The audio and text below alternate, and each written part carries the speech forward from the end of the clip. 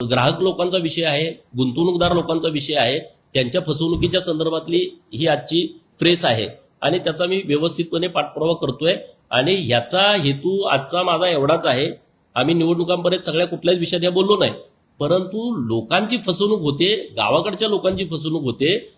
माझं घर नाही अजून मुंबईत, मी आता आमदार आहे, 6 वर्ष झाला आमदार.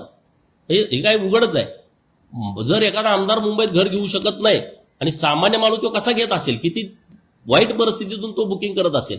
माथाडीमध्ये काम करणारी पोरं आहेत आमची, दिवसभर रात्र गाढवासारखं ओझं वाहतायत आणि त्यातले पैसे काढून त्या ह्याच्यात भरलेले आहेत. ह्यांचा रुबाब, पल्लवी हॉटेलला या, जेवणाच्या पार्ट्या देतो, तुम्हाला हे कर, मग लोक अरे ठीक आहे आता पुढच्या आठवड्यात देतील. अजून 5-6 वर्ष यांना घरच मिळू शकत नाही.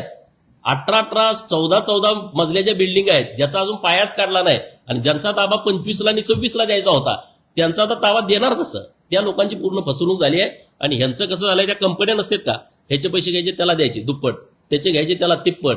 आता ह्यांच्याकडे इन्व्हेस्टर लोक जे आहेत त्यांच्या पूर्ण लक्षात आलेलं आहे की आपल्या पैशावरती हे सगळा डामडोल करतायत आणि त्यामुळे ह्याची मोठी फसवणूक सगळी केलेली आहे. दुसरा जो विषय आहे त्यामध्ये जे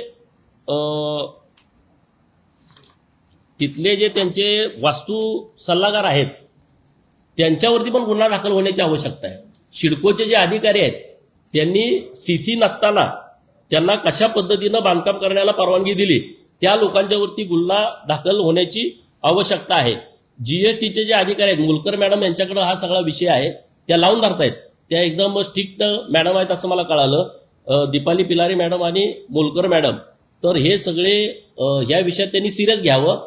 गोडके नावाचा जीएसटीचा कोणतरी कमिशनर आहे, तो त्यांना मदत करतोय. म्हणजे अशी एक अधिकाऱ्यांची मोठी चेन तयार झालेली आहे.